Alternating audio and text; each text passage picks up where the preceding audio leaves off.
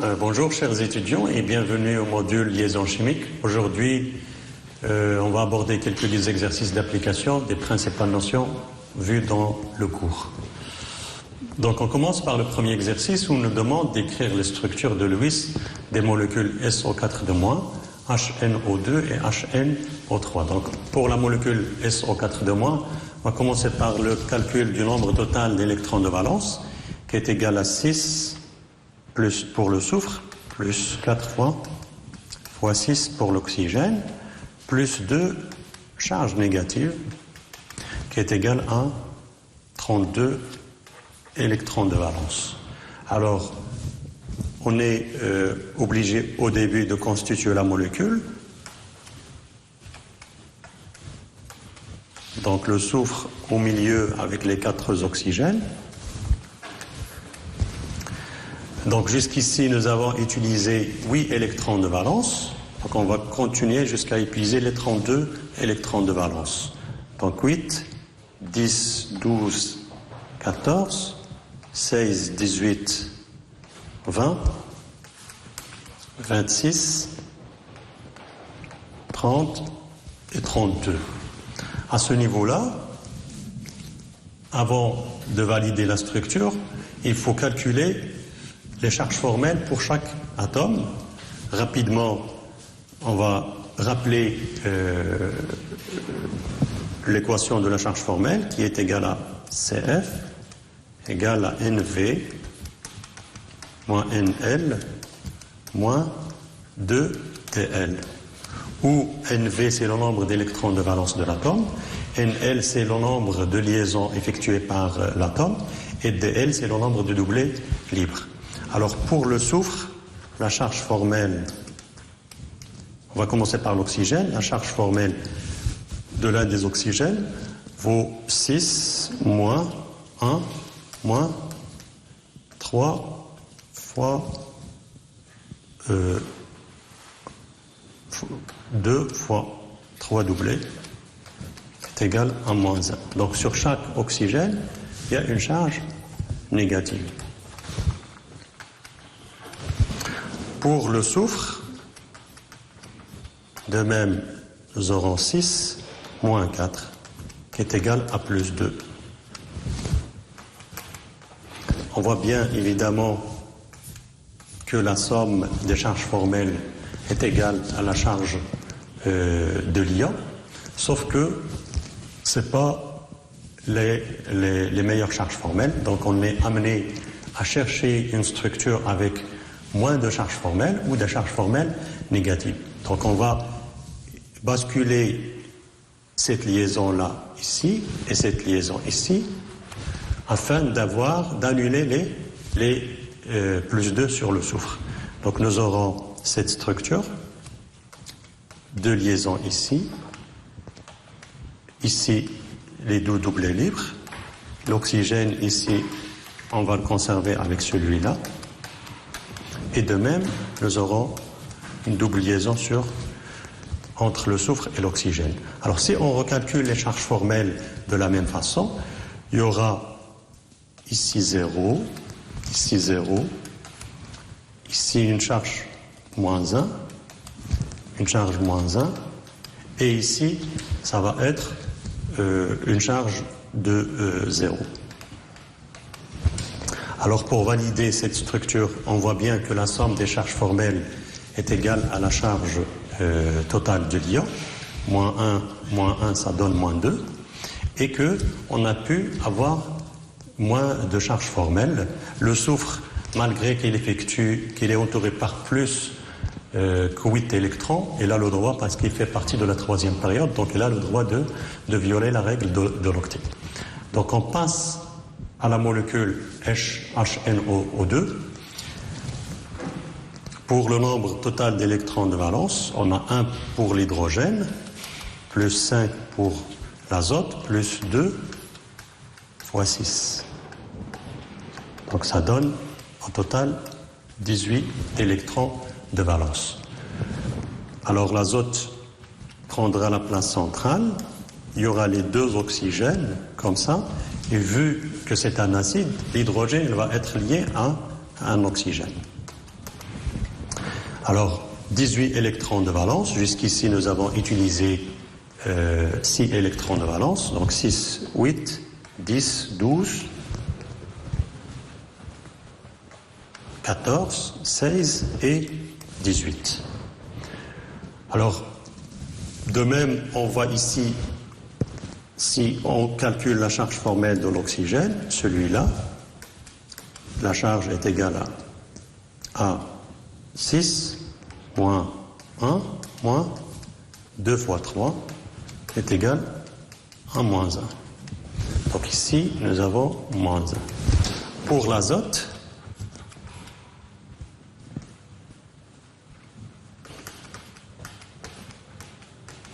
nous avons 5 moins 2 moins 2 fois 1 est égal à plus 1. Donc ici, plus 1. Ça d'un côté. D'un autre côté, la règle de l'octet n'est pas encore satisfaite pour l'azote, d'où on peut conclure que ce n'est pas la bonne structure. Donc on va essayer de minimiser les charges formelles et de satisfaire la règle de l'octet pour l'azote. Donc on va avoir cette structure en basculant une liaison, un doublé ici pour constituer une double liaison.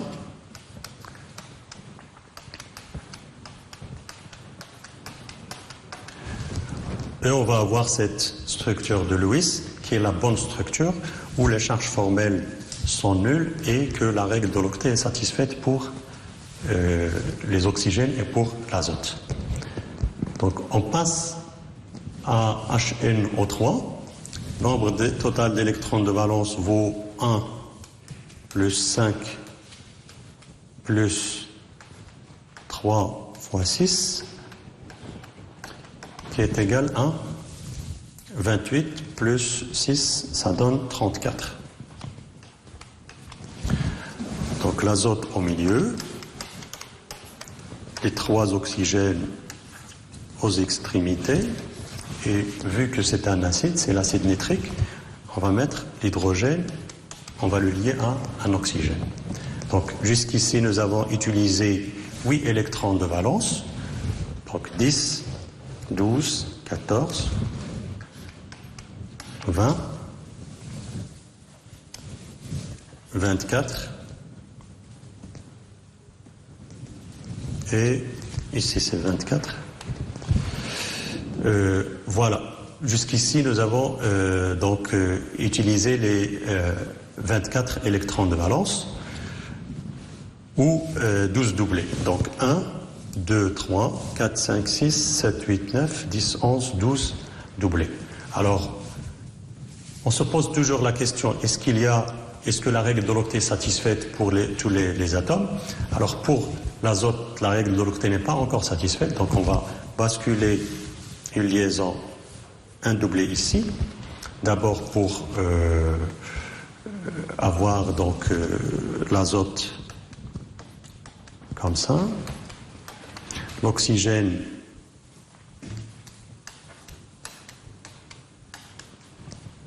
celui-là et celui-là, ils vont conserver leur distribution de charge.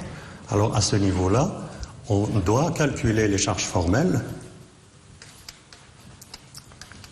Donc de cet oxygène, comme on a vu précédemment, la charge serait de moins 1 et la charge formelle de l'azote serait égale à 5 moins 4 liaisons. Il n'y a pas de doublé libre, donc c'est plus 1.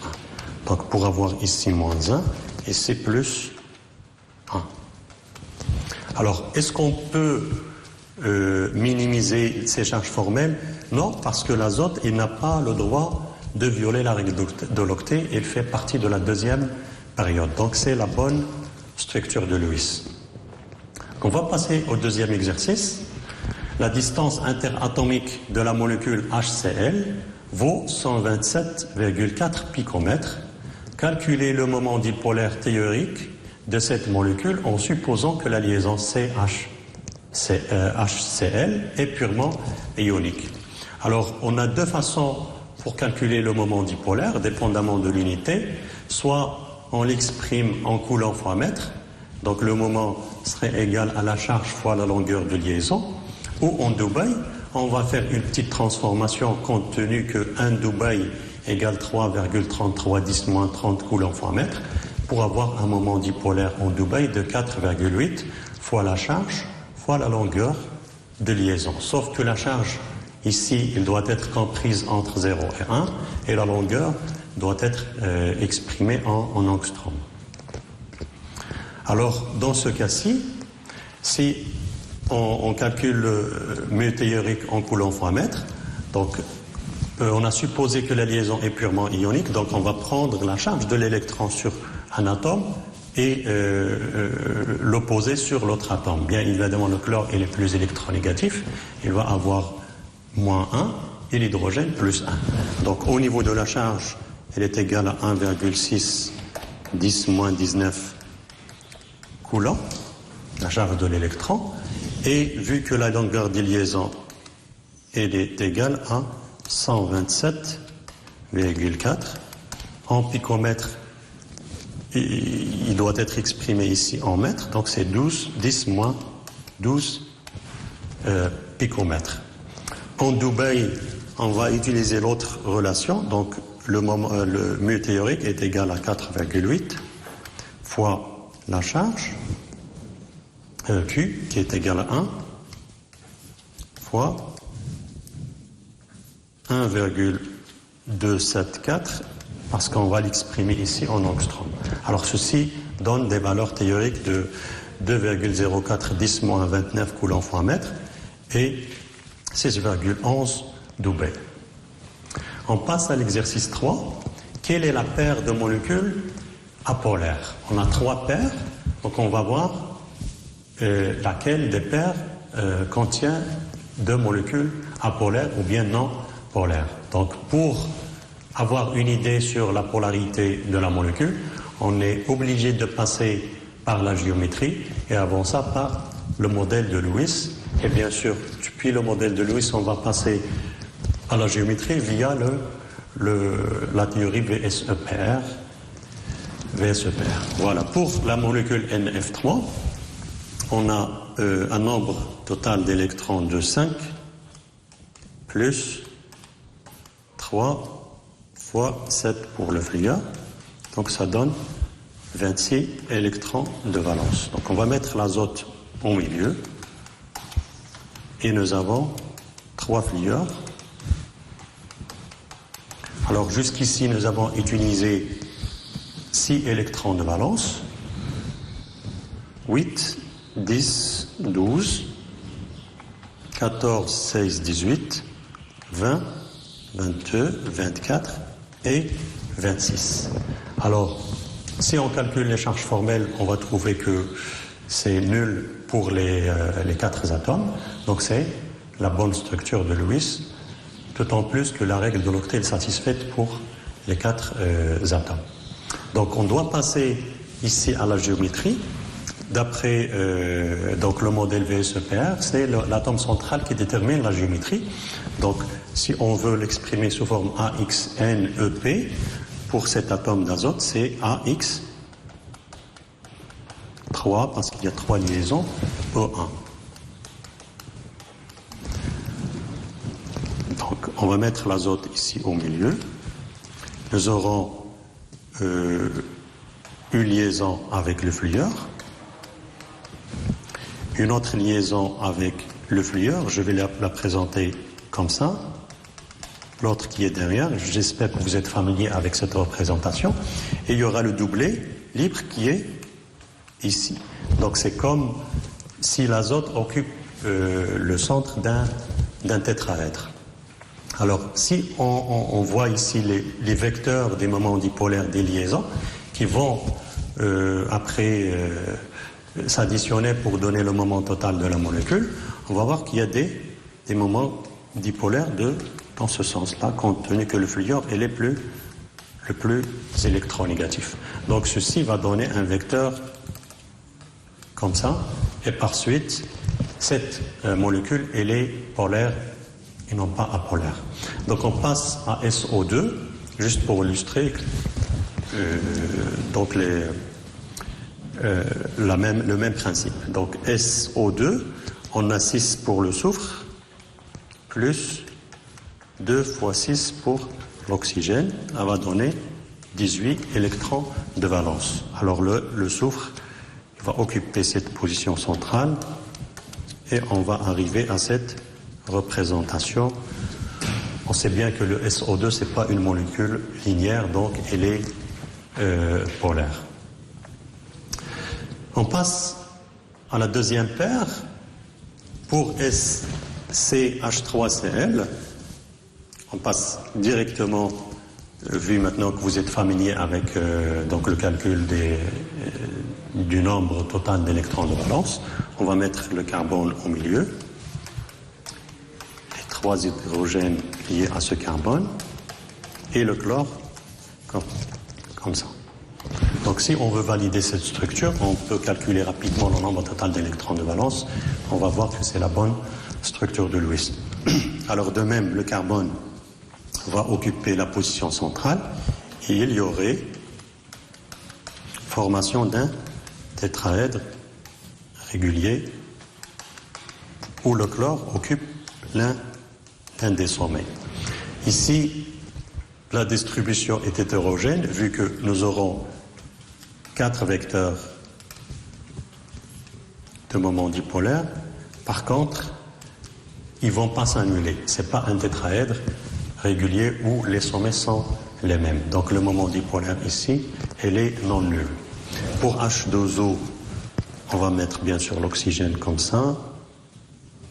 Ça c'est connu aussi. On va mettre un doublé comme ça. On va mettre l'autre doublé ici. Et les 2 hydrogènes comme ça. Alors, H2O ici, elle est polaire. Donc maintenant, on passe à PF5. Le phosphore, il a 5 électrons de valence, plus 5 fois 7. Donc ça va donner 40 électrons de valence. Donc, le phosphore, forcément, occuperait la position centrale.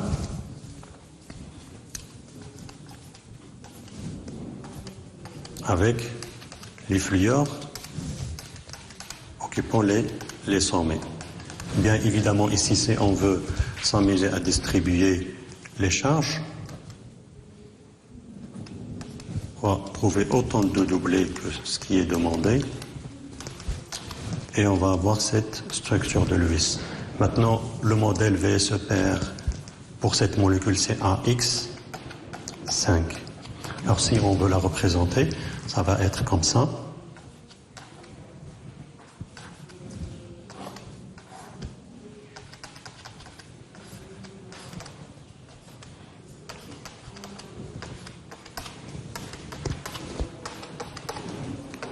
Alors cette géométrie, c'est une géométrie bipyramidale à base triangulaire. Ça, c'est la base qui est triangulaire. Alors qu'est-ce qu'on voit ici? On voit que dans toutes les directions, les moments dipolaires s'annulent. Alors si on fait la sommation de ces 3-là sur le plan horizontal, ils vont s'annuler. Après, nous aurons une annulation de ces 2 vecteurs-là. Donc il faut toujours raisonner en termes de vecteurs. Donc le moment dipolaire pour cette molécule, elle est nulle, c'est une molécule qui est apolaire. De même pour le SF6, on va calculer le nombre total d'électrons de valence. Donc c'est 6 plus 6 fois 7. Donc si on fait cette distribution, on va avoir le soufre au milieu.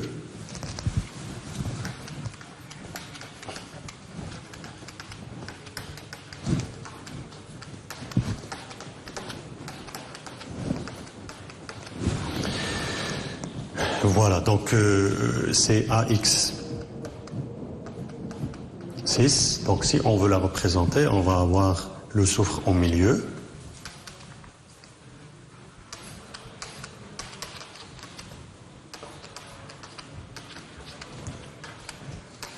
Et nous aurons une géométrie qu'on appelle une géométrie octaédrique ou bien bipyramidal à base rectangulaire au carré. Cette base avec cette distribution-là. Alors, pour cette molécule aussi, nous aurons des vecteurs de moments dipolaires pour chaque liaison qui vont s'annuler dans toutes les directions. Celui-là, il va s'annuler avec celui-là. Celui-là, il va s'annuler avec celui-là. Et de même pour ces deux derniers.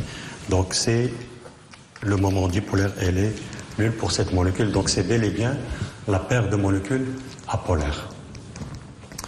Donc, on passe à l'exercice 4. On considère les molécules HF, HCl, HBr et HI. Si la liaison entre l'hydrogène et l'halogène était purement ionique, quelle serait, en Dubaï, la valeur du moment dipolaire de chacune de ces molécules? Et on donne les longueurs de liaison des molécules. En fait, on trouve expérimentalement les valeurs suivantes des moments dipolaires exprimés en Dubaï ainsi, mu HF, mu HCl, mu HBr et mu HI avec leurs valeurs. Ces valeurs étant différentes de celles trouvées précédemment, on est amené à supposer que la liaison est partiellement ionique, ce qui se traduit par l'écriture H delta plus, X delta moins. Calculer les valeurs de delta pour les 4 molécules considérées. Quelles remarques peut-on faire concernant la série des halogénures d'hydrogène proposées? Donc on va commencer par la première partie. Alors ici, nous avons 4 molécules, HF, HCl, HBr et HI, où on suppose que les liaisons sont purement ioniques. Donc on va retomber sur la relation mu égale 4,8 fois 1, parce que, comme j'avais dit, ici on suppose que la molécule il est ionique, donc la charge est égale à 1, fois la distance exprimée en angstrom.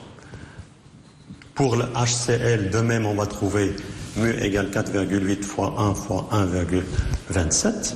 Pour le HBr, on a la liaison, la longueur de liaison qui est égale à 1,40. HI, c'est 1,61. Alors, ceci donne les valeurs suivantes. Mu égale 4,42 Dubaï pour HF, 6,10 Dubaï pour HCl, 6,72 Dubaï pour HBr et 7,73 pour Dubaï pour le HI. Maintenant, qu'est-ce qu'ils nous disent ici dans l'exercice? Vu que c'était une supposition que les liaisons étaient ioniques, alors qu'ils ne sont pas ioniques. Donc, expérimentalement, les valeurs qu'on a des moments dipolaires, elles sont représentées ici. Ces valeurs étant différentes de celles trouvées précédemment, bien évidemment. Alors, on va avoir des charges partielles sur les atomes constituant les molécules. Alors, on va calculer les valeurs de delta. À ce moment-là, le delta serait plus égal à 1. Alors pour HF, on va utiliser la même relation mu expérimentale égale 4,8 fois delta, donc fois la distance ou la longueur de liaison. Ici, on va sortir le delta pour avoir delta égale mu expérimentale sur 4,8 fois 0,92, qui est la distance de liaison de HF. On va faire la même chose pour les 3 autres molécules, HCl, HBr et HI, et on va retomber sur la charge partielle qui est de 0,41 pour la molécule HF, 0,17 pour HCl, 0,12 pour HBr et 0,05 pour HI. Ici, les deltas n'ont pas d'unité. Si on veut les exprimer en unité, il faut multiplier par la charge de l'électron qui est de 1,6 10-19 coulombs. Donc pour la remarque, qu'est-ce qu'on remarque ici? On remarque que les deltas ou la charge partielle diminue dans ces directions de HF, HCl, HBr et HI. Ceci est dû en fait à la différence d'électronégativité entre l'hydrogène et l'atome lié à cet hydrogène. Le fluor, c'est le plus électronégatif, donc il va attirer davantage d'électrons et on va voir un delta qui est plus grand par rapport à HCl, HBr et HI. Donc qu'est-ce qu'on peut dire finalement? On peut dire que le caractère ionique de la liaison diminue dans ce sens-là, HF, HCl, HBr, HI, ou on peut dire aussi que le caractère covalent augmente, vu que le caractère ionique, elle est diminue. Donc la liaison ou la molécule He, elle est plus covalente, ou la liaison, elle a un caractère plus covalent ou moins ionique. Voilà, donc j'espère que c'était enrichissant pour vous et merci de votre attention.